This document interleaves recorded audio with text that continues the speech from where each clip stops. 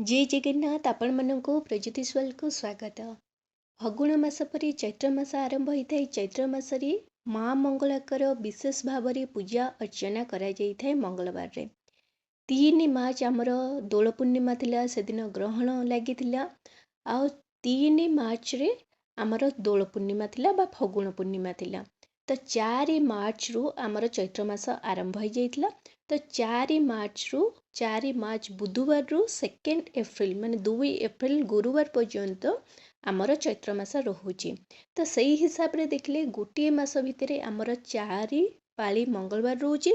10 मार्च 17 24 31 सबू जाक आमर मार्च मासरे ही 4 पाली मंगलवार रहिबो। 4 पाली मंगला ओषा माँ मंगलांकर ओषा मध्य रहिबो।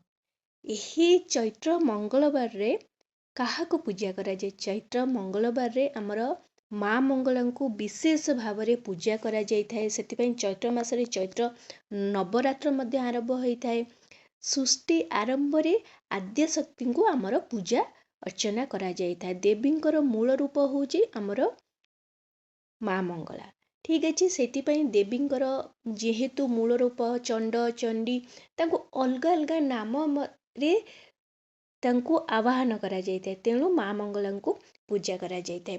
तो माँ मंगला जो 4 पाली ओषा रोची 4 पाली आमर विशेष भाव में से समय चैत्र मंगलवार रे आमर माँ मंगला को पंथेई रे माँ को पूजा करा जाए। माने घर बाहर बा बाट मध्य रे कि त्रिकोण माने 3 छकी रे मध्य माँ को गोटे गात खोली माँ मंगला को पूजा करा जाए। तार पूजा विधि कौन रही चलतु जानिबा। देखंतु आपण माने गाँ गले रुहंतु कि सहर रे रुहंतु, ठीक अच्छे से समय विशेष भाव में माँ को घर बाहर पूजा करा जाई थाए। जदि आपण गाँ कि सहर रे आपण जोटी सुविधा होची, जदि आपण बाहरे घर बाहरे बाटरे आपण कौन करेंगे गात खोली आपण पूजा कर परिबे। जदि आपण सेतिकी सुविधा रहू नहीं जे आपण बाहरे बाट माने गात खोलिकिना पूजा कर परिबे, तो सेतिपई एबे कौन करचे सिमेंट रो गोटे पांथई आसुची माने गात भली गोटे माने सिमेंट रो आसुची। ताकू मध्य आपण कौन करिवे आपनकर जोटी चौरा गछ अछि चौरा मूल रे मध्य सेही पांथई रखी आपण पूजा कर परिबे। आपन को जहाँ सुविधा होची माँ को आपण जदि भक्ति रे डाकिबे आपण जेउटी पूजा कले माँ आपनकर भक्ति को आपनकर आस्था को विश्वास को आपण को माने तांकर भक्ति ही निहाती दरकार, बुझिले। तो तेणु देखंतु तांकर पूजा विधि घर बाहर हो बाट मध्य हो मंगलवार दिन पूजा अच्छे। तो सोमवार दिन संध्या समय आपण चाहिए जदि घर बाहर गोटे भल भाव में गात खोली पारिबे। गात खोली ताकू कौन करिवे भल भाव में सफा सुतरा करदेबे। मंगलवार दिन ओषाटी अच्छी, तो मंगलवार दिन आपण शुद्धगुत भाव में गाधेबे, मुंड धोई गाधेबे, देहरे टिके हलदी आपण हलदी लगेबे, आपण टिके अणा गुंडरे गाधे पारे। गंगा जल अच्छी गंगा जल गाधेबे, मुंड धोई आपण कौन करेंगे गाधेबे। जे पर्यंत आपण पूजा शेष होई नहीं से पर्यंत आपण किछि खाइबे नहीं, ठीक अच्छे। आपण प्रथम घर पूजा करेंगे, सब पूजा शेष कर सारा पर घर बाहर कि आपण चौरा मूल आपण जहाँ भी सुविधा होची आपण कौन करेंगे सेठी कौन करेंगे जो गातटी खोलथिबे ताकू आउ थरे कौन करेंगे ताकू भल भाव में धुआ पोछा कि ता पूर्व आपण पूजा करिया पूर्व घंटे पूर्व आपण कौन करेंगे आउ थरे ताकू भल भाव में गोबर रे टिके लिपि देबे। आपण नाली माटी अच्छी नाली माटी रे मध्ये आपण ताकू लिपि करी आपण सुखिया पई छाडी देबे। जे पर्यंत सुखिया पई छाडिबे तो सेते पर्यंत आपण कोन कर परिबे से जागा को कि गोटे देखिया पई तांको कहिबे। कारण कुकुर हैला मांकड़ हैला को पक्षी पशु पक्षी किए मुह टिके मारदेबे कि सही रास्ता दे चली जिवे सेटा अशुद्ध हो जिवो। तेणु ताकू शुद्ध कुत करिया पई सेठी आपण टिके जगिथिबे। तापर आपण को करिवे सेटा सुखी सारला परे आपण कोन करबे सेठी आपण टिके मुरुज पकेबे, ठीक अच्छे। मुरुज आपण पकेबे, मुरुज पके सारला परे सेथिरे कौन करेंगे आपण कौन करेंगे हलदी पानी, ठीक अच्छे। से जो गोल आपण गात कर परिबे नहले वर्गाकार माने 4 स्क्वायर जोटा कुआ जाउची सेथिरे मध्ये आपण सेमिति करी मध्ये पूजा कर परिबे। प्रथम कौन करेंगे ताको पूरा भल भाव में आगे मुरुज पकेबे। मुरुज पके सारला परे सेथिरे कौन करेंगे मुरुज पके सारला परे आपण हलदी पानी, ठीक अच्छे। हलदी पानी ले आपण कौन करेंगे ପୁରା ଭଲ ଭାବରେ ହଳଦୀ ପାଣି ତାଙ୍କୁ ଢାଳି ଦେବେ, ମାନେ ମାଆଙ୍କୁ ପ୍ରଥମେ ଅଭିଷେକ କରାହେଲା ହଳଦୀ ପାଣି। ତାପରେ ତାକୁ ଶୁଦ୍ଧ କରିବା ପାଇଁ ଆପଣ କ'ଣ କରିବେ, ସେଥିରେ ଗଙ୍ଗା ଜଳ ଟିକେ ଛିଞ୍ଚି ଦେବେ, ଆପଣ ଟିକେ ପଞ୍ଚାମୃତ ଛିଞ୍ଚି ଦେବେ। ଏତିକି ଛିଞ୍ଚି ସାରିଲା ପରେ ଆପଣ କ'ଣ କରିବେ, ତା ସାଇଡ଼ରେ କଳସ ସ୍ଥାପନା କରିବେ। କଳସ ଯେତେବେଳେ ସ୍ଥାପନା କରିବେ, ତଳେ ଆପଣ କଦଳୀପତ୍ର ନହେଲେ ଗୋଟେ ପ୍ଲେଟ୍ ଦେଇ ସେଥିରେ ଅକ୍ଷତ ବା ଆପଣ କ'ଣ କରିବେ, ଅଭଙ୍ଗା ଅରୁଆ ଚାଉଳ ଦେବେ। ତାପରେ ଗୋଟେ ପୂର୍ଣ୍ଣ କୁମ୍ଭ ପିତ୍ତଳ ନହେଲେ ମାଟିର, ଆପଣଙ୍କୁ ଯାହା ସୁବିଧା ଅଛି ସେଇଥିରେ ଆଣି ସେଥିରେ କ'ଣ କରିବେ, ଟିକେ ଜଳ ଦେବେ, ଗଙ୍ଗା ଜଳ, ଟିକେ ସେଥିରେ ଆମ୍ବ ଡାଳ 5, 7, 9 ଏହିପରି ଭାବରେ ଆମ୍ବ ଡାଳ, ଦୁବ ବରକୋଳି ପତ୍ର, ତା ଭିତରେ ଗୁଆ ବା ପଇସା, ଗୋଟେ ନଡ଼ିଆ ଆପଣ କି ଗୋଟା ଫଳ ରଖିବେ। ତାପରେ ସାଲୁକନା ଫୁଲ ଦେବେ, ଚନ୍ଦନ ସିନ୍ଦୁର ଦେଇ ପ୍ରଥମେ ଦୀପ ଧୂପ ଲଗେଇ ପୂଜା କରିବେ। କଳସ ସ୍ଥାପନା ପ୍ରଥମେ କରିବେ। କଳସ ସ୍ଥାପନା କରିସାରିଲା ପରେ ତାପରେ କ'ଣ କରିବେ, ସେଇ ପାନ୍ଥଇରେ ପୁଣି ଥରେ ଆପଣ ହଳଦୀ ଚାରିପଟେ ଲଗେଇ ସାରିଥିବେ, ହଳଦୀ ପାଣିରେ ଟିକେ ଧୋଇ ଦେଇଥିବେ। ତାପରେ ଆପଣ କ'ଣ କରିବେ, ସେଥିରେ ଚନ୍ଦନ ଚାରିପଟେ ଚନ୍ଦନ ସିନ୍ଦୁର ଲଗେଇବେ। ସିନ୍ଦୁର ପୁରା ଲଗେଇ ଦେଇକିନା ମାନେ ସେ ପନ୍ଥେଇଙ୍କୁ ପୁରା ସଜେଇ ଦେବେ। ଠିକ୍ ଅଛି, ସିନ୍ଦୁର ଗୋଲ ଗୋଲ ଗୋଲ କରି ଆପଣ ଲଗେଇଦେବେ। ତାପରେ ଆପଣ କ'ଣ କରିବେ, ଚନ୍ଦନ ମଧ୍ୟ ଲଗେଇଦେବେ। ତାପରେ ମାଆଙ୍କୁ ପୂଜା କରିବା ପାଇଁ ମାଆଙ୍କୁ କେଉଁ ମାଧ୍ୟମରେ ପୂଜା କରିବେ, ଗୁଆ ବା ନଡ଼ିଆ। ତ ନହେଲେ ଆପଣ ଗୁଆ ନେଇପାରିବେ, ନହେଲେ ଉଭୟ ଗୁଆ ସହିତ ଆପଣ ନଡ଼ିଆ ନେଇଯିବେ।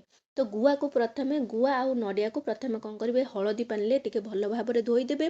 ନଡ଼ିଆକୁ ମଧ୍ୟ ହଳଦୀ ପାଣିରେ ଧୋଇଦେବେ। ତାପରେ ଗୁଆକୁ ପଞ୍ଚାମୃତରେ ଧୋଇଦେବେ, ନଡ଼ିଆକୁ ମଧ୍ୟ ପଞ୍ଚାମୃତରେ ଧୋଇ ତାପରେ କ'ଣ କରିବେ, ନଡ଼ିଆକୁ ଗୋଟେ ନାଲି କନା, ଠିକ୍ ଅଛି, ନାଲି କନାରେ ବାନ୍ଧିଦେବେ। ବାନ୍ଧିକରି ସେଇ ପନ୍ଥେଇ ପାଖରେ ରଖିବେ। ଗୁଆକୁ ମଧ୍ୟ ସେଇ ପନ୍ଥେଇ ପାଖରେ କ'ଣ କରିବେ, ଗୁଆକୁ ରଖିବେ। ଦେଖନ୍ତୁ, ଏଇ ପୂଜା ଆପଣ ଜଣେ ଜଣେ ନିଜ ଘରେ କରିପାରିବେ, ନହେଲେ ଆପଣ କ'ଣ କରିବେ, ଆପଣ 4-5 ଜଣ ମହିଳାମାନେ ମିଶିକରି ମଧ୍ୟ ଏଇ ପୂଜାଟି କରିପାରିବେ। ଯଦି ଆପଣ 4-5 ଜଣ ପୂଜା କରୁଛନ୍ତି, ତ ସମସ୍ତଙ୍କର ଗୋଟେ ଗୋଟେ ଗୁଆ ସେମାନେ ଘରୁ ଆଣିଥିବେ, ନଡ଼ିଆ ମଧ୍ୟ ସମସ୍ତେ ଗୋଟେ ଗୋଟେ ଆଣିଥିବେ। ହଳଦୀ, ମାନେ ଦେଖନ୍ତୁ, ପୂଜା ଆପଣ ଗୋଟେ ସ୍ଥାନରେ କଲେ ମଧ୍ୟ ସମସ୍ତେ ନିଜ ନିଜର ପୂଜା ସାମଗ୍ରୀ ଆଣିଥିବେ। ସମସ୍ତେ ହଳଦୀ ଆଣିଥିବେ, ସମସ୍ତେ ପଞ୍ଚାମୃତ, ସିନ୍ଦୁର, ଚନ୍ଦନ ସମସ୍ତେ ଆଣିଥିବେ। ତାକୁ କ'ଣ କରିବେ, ଗୋଟିଏ ଜାଗାକୁ ସମସ୍ତେ ହଳଦୀକୁ ନେଇ ଆସିବେ। ଠିକ୍ ଅଛି, ହଳଦୀ ଗୋଟେ ଜାଗାକୁ କରି ତାକୁ ହଳଦୀ ପାଣି କରିଦେବେ। ପଞ୍ଚାମୃତ ସମସ୍ତେ ଆଣିଥିବେ, ଗୋଟେ ଜାଗା ପଞ୍ଚାମୃତରେ କରିଦେବେ। ତାପରେ ସମସ୍ତେ ନିଜ ନିଜର ନ କଲେ ଗୋଟେ ଜାଗାରେ ଗୁଆ ରଖି ଆପଣ କ'ଣ କରିବେ, ଏକାଥରେ ହଳଦୀ ପାଣିରେ ଧୋଇଦେବେ। ନଡ଼ିଆ ଯାହା ସମସ୍ତଙ୍କର ମିଶେଇ କରି ନଡ଼ିଆ ମଧ୍ୟ ଆପଣ ଧୋଇକରି ରଖିପାରିବେ। ଠିକ୍ ଅଛି, ପଞ୍ଚାମୃତରେ ଟିକେ ସ୍ନାନ କରି ମା ମଙ୍ଗଳାଙ୍କର ସ୍ୱରୂପ ଭାବେ ସେଇ ପାନ୍ଥଇ ପାଖରେ ଗୁଆ ନଡ଼ିଆ ରଖିବେ। ତାପରେ ଗୁଆ ନଡ଼ିଆକୁ ଚନ୍ଦନ ସିନ୍ଦୁର ଅର୍ପଣ କରିବେ। ତାପରେ ତାଙ୍କୁ ମାଙ୍କର ଅତି ପ୍ରିୟ ଫୁଲ ହେଉଛି ନାଲି ମନ୍ଦାର, କଳା ଅପରାଜିତା, କନିଅରି ଫୁଲ, ଟଗର ଫୁଲ, ଏସବୁ ମାଙ୍କୁ ଅର୍ପଣ କରିବେ। ତ୍ରିଶାଖା ବେଲପତ୍ର ମଧ୍ୟ ମାଙ୍କୁ ଅର୍ପଣ କରିପାରିବେ। ତାପରେ ଆପଣ କ'ଣ କରିବେ, ଦୀପ ଧୂପ ଅର୍ପଣ କରିବେ। ଯେମିତି ପଞ୍ଚ ଉପଚାର ବୁଦ୍ଧିରେ ଆପଣ ମାଙ୍କୁ ବା ଅନ୍ୟ କୌଣସି ଠାକୁରଙ୍କୁ ଘରେ ପୂଜା କରୁଛନ୍ତି, ଠିକ୍ ସେହିପରି ଆପଣ ଏଠି ମଧ୍ୟ ବାହାରେ ମଧ୍ୟ ପୂଜା କରିବେ। ତାପରେ ନୈବେଦ୍ୟ ଆକାରରେ ଆପଣ ଫଳ, ମୂଳ, ଖଇ, ଉଖୁଡ଼ା ଏସବୁ ମଧ୍ୟ ଶୁଖିଲା ଭୋଗ କରିପାରିବେ। ଶୁଖିଲା ଭୋଗ କରିସାରିଲା ପରେ ଏବେ ହେଉଛି ମେନ୍ ଭୋଗ ହେଉଛି ଚଇତି ପଣା। ତ ଏଇ ସମୟରେ ମାଙ୍କୁ ପଣା ଭୋଗ ନିହାତି ଭାବରେ ଲାଗେ, ଏଇଟା ମାନେ ନିହାତି ଭାବରେ। ତ ଏବେ କ'ଣ କରିବେ, ସାଙ୍ଗେ ସାଙ୍ଗେ ଘରୁ ପ୍ରସ୍ତୁତ କରି ମାନେ ପଣା ଆଣିନଥିବେ, ସେଇଠି ସାଙ୍ଗେ ସାଙ୍ଗେ କଞ୍ଚା କ୍ଷୀରକୁ ବିଲକୁଲ ଉଷୁମ କରିବେନି, କିଛି କରିବେନି। କଞ୍ଚା କ୍ଷୀର, ସେଥିରେ ଦହି, ଛେନା, କଦଳୀ, ନଡ଼ିଆ କୋରା, ବେଲ ମଧ୍ୟ ଆପଣ ମିଶାଇ ପାରିବେ, ଗୋଲମରିଚ ଗୁଣ୍ଡ, ଘିଅ, ଅଦା ଛେଚା। ତ ଏଇସବୁରେ ତ୍ରିଶାଖା ବେଲପତ୍ର ଗୋଟେ ଦେଇ ଆପଣ କ'ଣ କରିବେ, ପାନ୍ଥଇ ପ୍ରଥମେ କ'ଣ କରିବେ, କଳସ ପାଖରେ ପଣା ଆଉ ଫଳମୂଳ ଭୋଗ କରିବେ। ତାପରେ ଆପଣ କ'ଣ କରିବେ, ସେଇ ପାନ୍ଥଇରେ ମାଙ୍କ ଉଦ୍ଦେଶ୍ୟରେ ମାଙ୍କୁ ସେଇ ପାନ୍ଥଇରେ ପଣା ଅର୍ପଣ କରିବେ। ପଣା ଅର୍ପଣ କରିସାରିଲା ପରେ ତାପରେ ଝୁଣା କର୍ପୂରରେ ଆଳତି କରିବେ। ଝୁଣା କର୍ପୂର ଆଳତି କରିସାରିଲା ପରେ ସୂର୍ଯ୍ୟଦେବଙ୍କୁ ମଧ୍ୟ ଝୁଣା କର୍ପୂରରେ ଆଳତି କରିବେ। ସୂର୍ଯ୍ୟଦେବଙ୍କୁ ମଧ୍ୟ ଅର୍ଘ୍ୟ ଦେବେ। ତାପରେ ମା ମଙ୍ଗଳାଙ୍କୁ କୌଣସି ମାନେ ଆପଣ ନାମ ମଧ୍ୟ ନେଇପାରିବେ। ତାପରେ ମାଙ୍କୁ ଆପଣଙ୍କ ଦୁଃଖ ଜଣାଇବେ। ଏତିକି ପୂଜା ଶେଷ କରିସାରିଲା ପରେ ଆପଣ କ'ଣ କରିବେ, ସେଇ ପଣା ଯେଉଁ ଅଛି ଭୋଗ, ମାଙ୍କର ଯେଉଁ ସିନ୍ଦୁର ଥିବ, ମାଙ୍କର ସିନ୍ଦୁର ଆପଣଙ୍କ ନିଜର ଛୁଆମାନଙ୍କୁ ଲଗେଇ ପାରିବେ। ଚନ୍ଦନ ମଧ୍ୟ ମାଙ୍କର ଲଗେଇ ପାରିବେ। ପଣା ଭୋଗ ଛୁଆମାନଙ୍କୁ ପାଇବାକୁ ଦେବେ। ଏହିପରି ମାନେ ନୀତି ନିୟମ ରହିଛି ଚୈତ୍ର ମଙ୍ଗଳବାରର। ତ ଏହିପରି ଭାବରେ ପୂଜା କରିବେ। ତାପରେ ଆପଣଙ୍କର ପୂଜା ଶେଷ ହେଇସାରିଲା ପରେ ଯେଉଁ ଗୁଆ ନଡ଼ିଆ ଅଛି ତାକୁ ପୁଣି ଆପଣ ନିଜ ଘରକୁ ନେଇଯିବେ। ଠିକ୍ ଅଛି। ତାପରେ ନେକ୍ସଟ ମଙ୍ଗଳବାର ଯେତେବେଳେ ପୂଜା ହେବ ସେଇ ସେମ୍ ଗୁଆ ନଡ଼ିଆ ପୁଣି ଆପଣ ପୂଜାରେ ଲଗେଇବେ। ବୁଝିଲେ? ମାନେ ମାନେ ପ୍ରତି ମଙ୍ଗଳବାରରେ ନୂଆ ନୂଆ ଗୁଆ ନଡ଼ିଆ ଆସିବନି। ଯେଉଁ ପ୍ରଥମ ମଙ୍ଗଳବାରରେ ଯେଉଁ ଗୁଆ ନଡ଼ିଆ ଆପଣ ବସେଇଥିବେ ସେଇ ଗୁଆ ନଡ଼ିଆ ପ୍ରତି ପାରିଲେ ହିଁ ସେଇଥିରେ ହିଁ ମାଙ୍କୁ ଆବାହନ କରିବେ, ମାଙ୍କୁ ପୂଜା କରିବେ ସେଇଥିରେ। ଠିକ୍ ଅଛି। ଏହିପରି କିଛି ନୀତି ନିୟମ ରହିଛି ଚୈତ୍ର ମଙ୍ଗଳବାରର। ଆଶା କରୁଛି ଭିଡ଼ିଓଟି ଆପଣମାନଙ୍କୁ ବହୁତ ପସନ୍ଦ ଆସିଥିବ। ଯଦି ଆସିଛି ତାହେଲେ ଏଇ ଚ୍ୟାନେଲକୁ ଜଲ୍ଦି କରି ଲାଇକ୍, ସେୟାର, ସବସ୍କ୍ରାଇବ୍ କରିଦିଅନ୍ତୁ। ନମସ୍କାର।